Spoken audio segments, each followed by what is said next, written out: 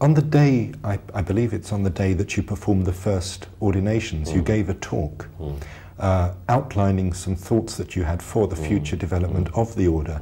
And in those days, or at that time at least, you envisaged that at some point we would have monks, and perhaps reflecting that, the original order members were known as upasikas and upasikas.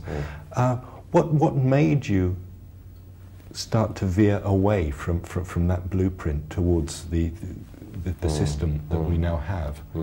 I think in those days I thought more in terms of a series of ordinations. I think I was still to some extent influenced by the Triyana idea.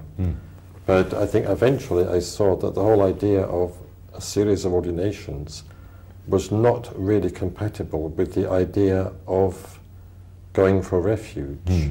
That you're going for refuge was your ordination.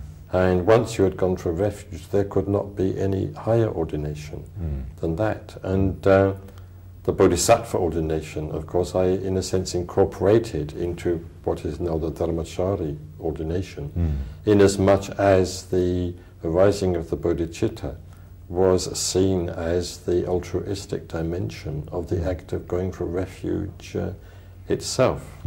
As for monasticism, I would say that I would still like to see within the order an appreciation of the monastic ideal, but I'm not in favor of purely formal monasticism, of purely formal monasticism that denies the spirit of monasticism.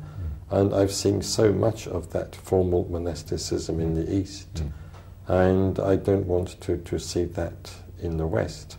Of course, we mustn't go to the other extreme, and therefore, in the case of members of the Western Buddhist Order, we describe them as being neither lay people in the traditional or conventional Buddhist sense, nor monks and nuns either, but just as dharmacharis and dharmacharinis, practitioners of the Dharma, some of whom I hope, and this is already the case to some extent, do in effect lead monastic lives, even though they may not be labelled as monks. Yes.